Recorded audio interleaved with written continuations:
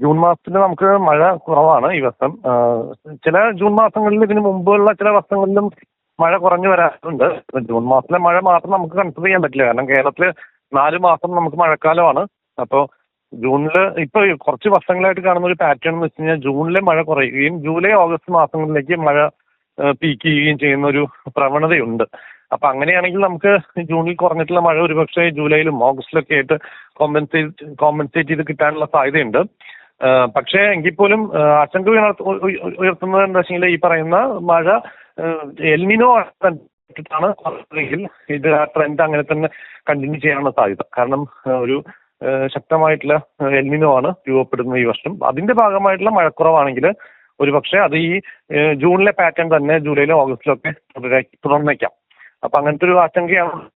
ഇപ്പോൾ നമുക്ക് കേരളത്തെ സംബന്ധിച്ചിടത്തോളം നമുക്ക് തുലാവർഷം കൂടി ഉണ്ട്. അപ്പോൾ തുലാവർഷ മഴ എൽനിനോ കണ്ടീഷൻ തുലാവർഷ മഴയെ ഫേവർ ചെയ്യാണ് സാധാരണ ചെയ്യുന്നത്. അപ്പൊ നമുക്ക് ഒരുപക്ഷെ ഈ ഇടവപ്പാതി സെപ്റ്റംബർ വരെയുള്ള മഴ കുറഞ്ഞാലും അതിനുശേഷം ഒക്ടോബർ നവംബർ മാസങ്ങളിൽ കിട്ടുന്ന മഴ വെച്ചിട്ട് നമുക്ക് സർവൈവ് ചെയ്യാൻ പറ്റുമെന്നാണ് പ്രതീക്ഷിക്കുന്നത്. ഇപ്പോൾ നിലവിൽ വയനാട് അടക്കമുള്ള ജില്ലകൾ ഏറ്റവും കുറവ് വയനാട് ജില്ലയിലാണ് മഴ ലഭിച്ചിരിക്കുന്നതെന്നാണ് മനസ്സിലാക്കാൻ സാധിക്കുന്നത്. അപ്പോൾ വയനാടും ഇടുക്കിയും ഒക്കെയുള്ള ജില്ലകളിൽ മലയോര മേഖലകളിലൊക്കെ തന്നെ മഴ വലിയ തോതിൽ പ്രതീക്ഷിച്ചതാണ്. ഇത്തവണ ഈ മഴ കുറഞ്ഞത് അത് ഏത് രീതിയിലായിരിക്കും മൊത്തത്തിൽ ബാധിക്കുന്നത്? മൊത്തത്തിലുള്ള ഒരു ജല ദൗർലഭ്യത അടക്കം ഇനി വരും ദിവസങ്ങളിൽ നേരിടേണ്ടി വരും. അത് തീർച്ചയായിട്ടും മഴയുടെ കുറവ് ഏറ്റവും കൂടുതൽ ബാധിക്കുന്നത് കർഷകരെയാണ്. സ്വാഭാവികമായിട്ടും കൃഷി, നമ്മളുടെ മഴയെ ആശ്രയിച്ചിട്ടുള്ള കൃഷി അതുപോലത്തെ സംഭവങ്ങൾ ബാധിച്ചിട്ടുണ്ട്. അതിന്റെ കൂടെ തന്നെ എനർജി സെക്ടർ ഉൾപ്പെടെ നമ്മുടെ അണക്കെട്ടുകളിലൊക്കെ വെള്ളം ഇല്ലെങ്കിൽ വൈദ്യുതി ഉൽപാദനത്തിനൊക്കെ പ്രതിസന്ധി നേരിടും. അപ്പൊ അത്തരം ഒരു സംഭവം നമുക്ക് പ്രൊലോങ്ഡ് ആയിട്ടുള്ളൊരു മഴക്കാലമാണ് നമുക്കുള്ളത് എന്നുള്ളത് മാത്രമാണ് ഏക പ്രതീക്ഷ കേരളത്തെ സംബന്ധിച്ചിടത്തോളം. കാരണം നമുക്ക് ഈ ജൂൺ ജൂലൈ ഓഗസ്റ്റ് സെപ്റ്റംബർ കഴിഞ്ഞാൽ ഒക്ടോബർ നവംബറിലൊക്കെ മഴ കിട്ടും. അപ്പോൾ എങ്ങനെയെങ്കിലുമൊക്കെ അഡ്ജസ്റ്റ് ചെയ്തിട്ട് ആ മഴ കോമ്പൻസേറ്റ് ചെയ്ത് വരും എന്നുള്ള പ്രതീക്ഷയിലാണ് നിൽക്കുന്നത്. പക്ഷെ എന്തായാലും എങ്ങനെയായിരിക്കും ഈ മഴക്കാലത്തിന്റെ സ്വഭാവം എന്നുള്ളത് കൃത്യമായി പ്രവചിക്കാൻ ഇപ്പോഴും പ്രയാസമാണ്. ഓൾ ഇന്ത്യയിൽ മഴ കുറവാണ് എന്നാണ് IMDയുടെ പ്രവചനം. കേരളത്തെ സംബന്ധിച്ചിടത്തോളം പ്രത്യേകിച്ച് പടിഞ്ഞാറൻ തീര പ്രദേശങ്ങളെ സംബന്ധിച്ചിടത്തോളം എങ്ങനെയാണ് എൽനിനോയുടെ ഇമ്പാക്ട് ഉണ്ടാവുക എന്നുള്ളത് നമുക്ക് കൃത്യമായിട്ടുള്ള ഒരു പ്രവചനം സാധ്യമല്ല. കാരണം ഒരു ഡയറക്റ്റ് 1-to-1 കോറിലേഷൻ അല്ല ഉള്ളത്. ചില സമയത്ത് എൽനിനോ കണ്ടീഷൻ ഉണ്ടെങ്കിൽ പോലും പശ്ചിമ തീരത്ത് മഴ കിട്ടും. ചില സമയത്ത് ലാനിന കണ്ടീഷനിൽ പോലും ഈ പശ്ചിമ തീരത്ത് മഴയ്ക്ക് ചിലപ്പോൾ കുറവ് വന്നു എന്ന് വരാം. അപ്പൊ അതുകൊണ്ട് ഒരു ഓൾ ഇന്ത്യ പാറ്റേണും എൽനിനോയും തമ്മിലുള്ള ബന്ധമല്ല കേരള അല്ലെങ്കിൽ പശ്ചിമ തീരവും എൽനിനോയും തമ്മിലുള്ളത്. ഒരു ഡയറക്റ്റ് റിലേഷൻഷിപ്പ് നമുക്ക് കുറച്ച് ബുദ്ധിമുട്ടാണ് കണ്ടുപിടിക്കാൻ. അതുകൊണ്ട് തന്നെ എങ്ങനെയായിരിക്കും മഴ ഉണ്ടാവാൻ പോകുന്നത് എന്നുള്ളത് നമുക്ക് കണ്ടു തന്നെ അറിയേണ്ട ഒരു അവസ്ഥയാണുള്ളത്. ഈ ഒരു എൽനിനോ സാഹചര്യം നിലനിൽക്കുന്നത് കൊണ്ട് തന്നെ ജൂലൈ മാസത്തിലും സാധാരണ ലഭിക്കുന്നതിനേക്കാൾ മഴ കുറവായിരിക്കും എന്നുള്ളൊരു മുൻകരുതലോടെ മുന്നോട്ട് പോകാം എന്നുള്ളതാണല്ലേ? തീർച്ചയായിട്ടും. IMDയുടെ എക്സ്റ്റൻഡഡ് റേഞ്ച് പ്രഡിക്ഷനിലെല്ലാം കാണിക്കുന്നത് ഈ ജൂലൈ ആദ്യ ആഴ്ച കഴിഞ്ഞാൽ പിന്നെ മഴ കുറയുന്നതായിട്ടാണ്. അപ്പോൾ ശരാശരിയേക്കാൾ ഒരു നെഗറ്റീവ് അനോമലി എന്ന് പറയും. സാധാരണ ലഭിക്കേണ്ട മഴ അത്രത്തോളം കിട്ടില്ല എന്നുള്ളതാണ് നിലവിലുള്ള ഒരു വിലയിരുത്തൽ. അപ്പൊ അതുപോലെ തന്നെ മഴ കുറയുമെന്നുള്ള പ്രതീക്ഷയോട് കൂടി തന്നെ മുന്നോട്ട് പോകുന്നതായിരിക്കും. അങ്ങനെയാണ് ചെയ്യേണ്ടത്. കാരണം എന്താ വെച്ചാൽ മഴ കുറയാനുള്ള സാധ്യതയാണ് നിലവിലുള്ളത്. മറ്റു ചില പ്രതിഭാസങ്ങൾ കൂടി ഉണ്ടല്ലോ. ഇപ്പോൾ ഈ സീസണിലെ തന്നെ ആദ്യത്തെ ന്യൂനമർദ്ദം ഇപ്പോൾ ബംഗാൾ ഉൾക്കടലിൽ രൂപപ്പെട്ടു എന്ന് പറയുന്നു. അതുമൂലം കേരളത്തിൽ അതിശക്തമായ മഴ പെയ്യാനുള്ള ഒരു സാധ്യത ഉണ്ടെന്ന് പറയുന്നു. അപ്പൊ ഇതൊക്കെ എങ്ങനെയാണ് ബന്ധപ്പെട്ട് കിടക്കുന്നത്? ഒരു ഭാഗത്ത് എൽനിനോയും മറുഭാഗത്ത് ഈ പറയുന്നത് പോലെ ന്യൂനമർദ്ദം ശക്തി പ്രാപിക്കുന്ന ഒരു സാഹചര്യവും. ന്യൂനമർദ്ദങ്ങൾ ഹെഡ് ബേ ഓഫ് ബംഗാളിൽ അല്ലെങ്കിൽ നോർത്തേൺ ബേ ഓഫ് ബംഗാളിൽ ഉണ്ടാവുന്നത് ഒരു കാലവർഷത്തിന്റെ ഒരു സ്ഥിരമായിട്ടുള്ള ഒരു പ്രതിഭാസമാണ്. ഒരു എപ്പോഴും ഈ ഒരു സീസണിൽ ഒരു 4-5 ഒക്കെ ന്യൂനമർദ്ദങ്ങൾ രൂപപ്പെടുകയും അത് ഡിപ്രഷനായിട്ട് ശക്തി പ്രാപിക്കുകയും അത് ഈ നോർത്ത് ഇന്ത്യൻ പ്ലെയിൻസിലൂടെ സഞ്ചരിച്ച് ഈ വടക്ക് പടിഞ്ഞാറ് ദിശയിലേക്ക് മൂവ് ചെയ്യുകയൊക്കെ ചെയ്യും. അത് ഒരു മറ്റേ it's a prominent feature of monsoon. Indian മൺസൂണിന്റെ ഒരു വലിയ പ്രത്യേകതയാണ്. അത്തരം സിസ്റ്റംസ് ഫോം ചെയ്യുന്ന സമയത്ത് എന്തുണ്ടാവും എന്ന് വെച്ചെങ്കിൽ നമ്മുടെ ന്യൂനമർദ്ദം മേഖല മുഴുവൻ ശക്തിപ്പെടുകയും അതിന്റെ അടിസ്ഥാനത്തിൽ ഈ സൗത്ത് വെസ്റ്റ് കറന്റ് വിൻഡ് ഉണ്ടല്ലോ, കാറ്റ്, ആ കാറ്റ് ശക്തമാവുകയും അതിന്റെ ഭാഗമായിട്ട് ഈ പശ്ചിമ തീരത്തും അതുപോലെ തന്നെ ഈ ബംഗാൾ, ഒറീസ, പശ്ചിമ ബംഗാൾ പ്രദേശത്തെല്ലാം മഴ കൂടുകയും ചെയ്യും. അപ്പൊ അത് ഒരു എന്താ പറയാ, ഇപ്രാവശ്യം നമുക്ക് ലേറ്റ് ആയിട്ടാണ് അങ്ങനെ ഒരു മൺസൂൺ ഡിപ്രഷൻ ഫോം ചെയ്യുന്നത്, അല്ലെങ്കിൽ ന്യൂനമർദ്ദം ഫോം ചെയ്യുന്നത്. അത്തരം സിസ്റ്റംസ് എല്ലാം ഈ ഡ്രൈവിംഗ് ഫാക്ടേഴ്സ് ആണ് ഈ മൺസൂണിനെ മുന്നോട്ട് നയിക്കുന്നതിലും ശക്തിപ്പെടുത്തുന്നതിലും നിർണായകമായിട്ടുള്ള പങ്കാണ് ഈ ന്യൂനമർദ്ദങ്ങൾക്കെല്ലാം ഉള്ളത്. അപ്പൊ അത്തരം ന്യൂനമർദ്ദങ്ങളുടെ ഭാഗമായിട്ട് സാധാരണഗതിയിൽ വടക്കൻ കേരളത്തിലാണ് കൂടുതൽ മഴ കിട്ടുക.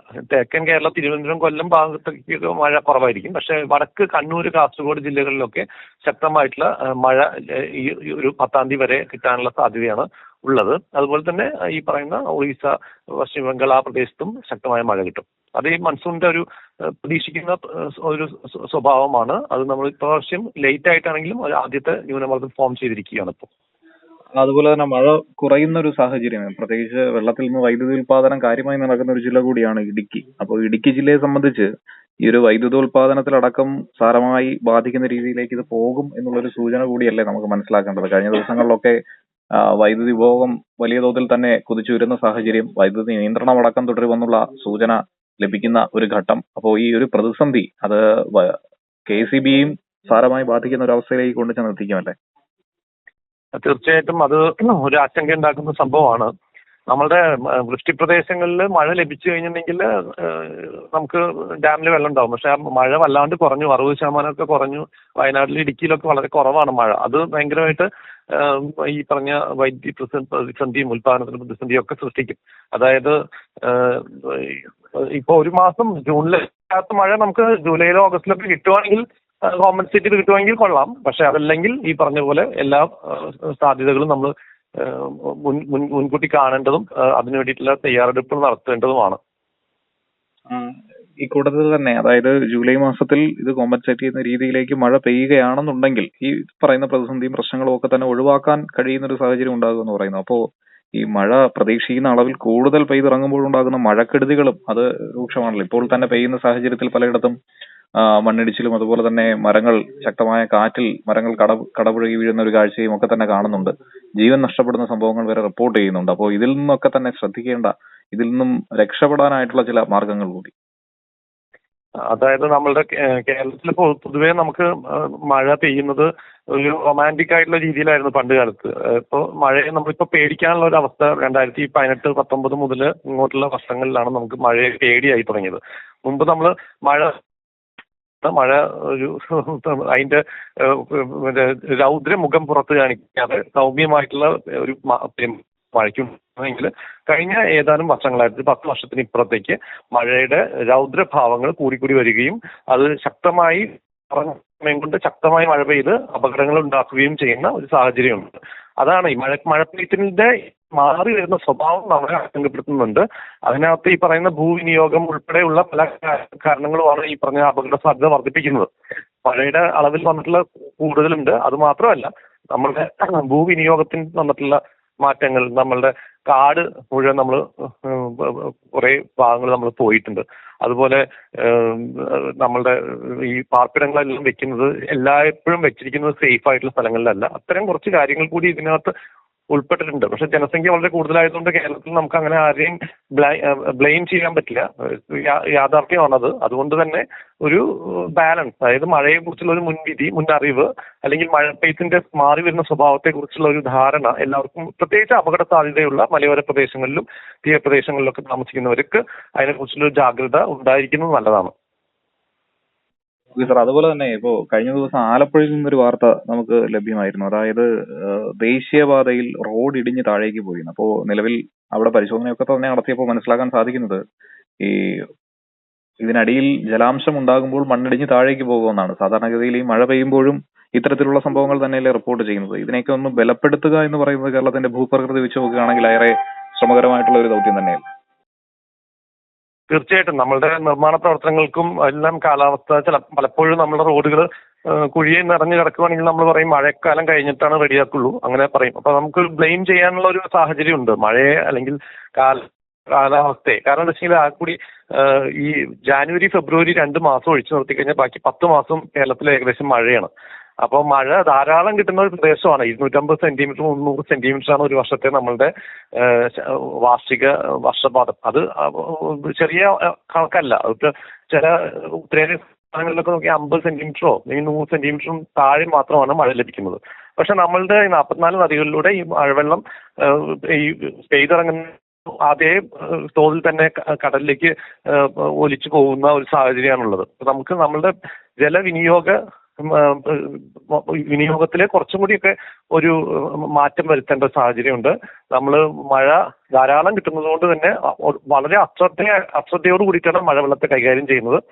അതിന് ഈ ഭാവിയിൽ നമുക്കത് മഴവെള്ളം കൂടുതൽ സൂക്ഷിച്ച് കൈകാര്യം ചെയ്യാനും കൂടുതൽ പരമാവധി നമുക്ക് സ്റ്റോർ ചെയ്യാനും ഒക്കെയുള്ള ഒരു പാഠം നമ്മൾ ഉൾക്കൊള്ളും. അങ്ങനെ നമ്മുടെ ക്യാരക്ടറിൽ വരുന്ന ചേഞ്ച് കൊണ്ട് തന്നെ നമുക്ക് ഈ കിട്ടുന്ന മഴ വെച്ച് തന്നെ അഡ്ജസ്റ്റ് ചെയ്യാൻ പറ്റുന്ന ഒരു സാഹചര്യം വരും. പക്ഷേ ഈ പറയുന്ന എല്ലാ നിർമ്മാണ പ്രവർത്തനങ്ങളെയും കാലാവസ്ഥ ബാധിക്കും എന്നുള്ളത് കൊണ്ട് തന്നെ കൂടുതൽ ശാസ്ത്രീയമായും കൂടുതൽ ശ്രദ്ധയോടും കൂടിയിട്ട് ഈ നിർമ്മാണ പ്രവർത്തനങ്ങളെല്ലാം നടത്തേണ്ടതിന്റെ ആവശ്യകത കൂടിയാണ് ഈ ഒരു സാഹചര്യം നമ്മളെ ഓർമ്മപ്പെടുത്തുന്നത്. സർ, അതോടൊപ്പം തന്നെ ഈ മഴയില്ലെങ്കിൽ പോലും ഇടിമിന്നൽ പ്രകടമാകുന്ന ഒരു സാഹചര്യം കൂടി ഉണ്ടല്ലോ. ഇടിമിന്നൽ ഏറെ അപകടകാരിയാകുന്ന ഒരു ഘട്ടം കൂടിയല്ലേ? ഇടിമിന്നൽ സാധാരണഗതിയിൽ മൺസൂൺ സീസണിൽ ജൂൺ ജൂലൈ ഓഗസ്റ്റ് സെപ്റ്റംബർ മാസങ്ങളിൽ ജൂണിലെ തുടക്കത്തിൽ കുറച്ചും ഇടിമിന്നൽ കിട്ടും. പിന്നെ ഇടിമിന്നൽ ഇല്ലാത്ത ഒരു സാഹചര്യമാണ് പൊതുവെ ഒരു നിംബോസ്ട്രാറ്റസ് ക്ലൗഡ്സ് നിന്ന് കിട്ടുന്ന മഴയാണ് നമുക്ക് ഈ മൺസൂൺ മഴ. അതുകൊണ്ട് തന്നെ അതിനകത്ത് ഇടിമിന്നലിന്റെ പ്രശ്നം പണ്ടുണ്ടായിരുന്നില്ല. പക്ഷെ ഇപ്പൊ വരുന്ന കുഴപ്പം എന്താ വെച്ചെങ്കിൽ ഈ മേഘങ്ങള് കൂമ്പാരമായിട്ട് മുകളിലോട്ട് വളരുകയും അതിനകത്തുനിന്ന് ഇടിമിന്നൽ ഉണ്ടാവുകയും ചെയ്യുന്ന ഒരു സാഹചര്യമുണ്ട്. അത് ഒരു മഴപ്പെയ്ത്തിൽ വന്നിട്ടുള്ള പ്രകടമായിട്ടുള്ള ഒരു മാറ്റമാണ്. പ്രത്യേകിച്ച് ഈ പറയുന്ന ഈ കൊങ്കൺ തീരത്തിൽ നിന്ന് തെക്കോട്ട്, അതായത് നമ്മുടെ കാസർഗോഡ്, കണ്ണൂര്, വയനാട് ആ പ്രദേശങ്ങളിലെല്ലാം ഇപ്പോ മഴക്കാലത്തും മൺസൂൺ സമയത്തും കാലവർഷത്തിന്റെ സമയത്ത് മുകളിലോട്ട് വളരുന്ന കൂമ്പാര മേഘങ്ങൾ രൂപപ്പെടുകയും അത്തരം മേഘങ്ങളിൽ നിന്ന് ഇടിമിന്നലും അതിന്റെ തുടർന്നുള്ള അപകടങ്ങളും ഉണ്ടാകുന്ന സാഹചര്യം അത് പുതിയ ഒരു സംഭവമാണ്. 2019 ശേഷം നമ്മൾ കൃത്യമായിട്ട് അത് ഡോക്യുമെന്റ് ചെയ്തിട്ടുണ്ട്. അപ്പൊ പണ്ട് കാലത്തെ അപേക്ഷിച്ച് ഈ പശ്ചിമ തീരത്ത് മൊത്തത്തില് ക്ലൗഡിന്റെ അല്ലെങ്കിൽ മേഘങ്ങളുടെ ഹൈറ്റ്, അതിന്റെ ടോപ്പ് ഹൈറ്റ് വർദ്ധിക്കുന്നതായിട്ട് പഠനങ്ങൾ വ്യക്തമാണ്. അപ്പൊ അത്തരം സാഹചര്യമാണ് നമുക്കൊരു ആശങ്ക സൃഷ്ടിക്കുന്നതും. അതുകൊണ്ട് തന്നെയാണ് പൊടുന്നനെ പെട്ടെന്ന് മഴ പെയ്യുന്നത്. ഒരു മണിക്കൂറിനകത്ത് 6 സെന്റിമീറ്റർ ഒക്കെ മഴ എന്ന് പറയുമ്പോൾ അതൊരു ലഘുമേഘ എന്ന് പറയുന്ന കാറ്റഗറിയിൽ പെടുന്ന മഴയാണ്. അത്തരം മഴകൾ ഇപ്പോൾ ആവർത്തിച്ചു വരുന്നതും അതിനെ തുടർന്നുള്ള അപകടങ്ങളും ഇപ്പോൾ മഴപ്പെയ്ത്തിന്റെ മാറുന്ന ഒരു സ്വഭാവമായിട്ട് കണക്കാക്കേണ്ടിയിരിക്കുന്നു. ശരി സാർ, വളരെ നന്ദി പ്രതികരിച്ചതിന്. സംസ്ഥാനത്ത് ജൂലൈ മാസത്തിലും സാധാരണക്കാൾ കുറവ് മഴ സാധ്യതയെന്നാണ് കേന്ദ്ര കാലാവസ്ഥ വകുപ്പിന്റെ മുന്നറിയിപ്പ്. ഏറ്റവും പുതിയ വാർത്തകളും വിശേഷങ്ങളും വിരൽത്തുമ്പിലറിയാൻ സീ മലയാളം ന്യൂസ് എല്ലാ ഡിജിറ്റൽ പ്ലാറ്റ്ഫോമുകളിലും ലഭ്യം.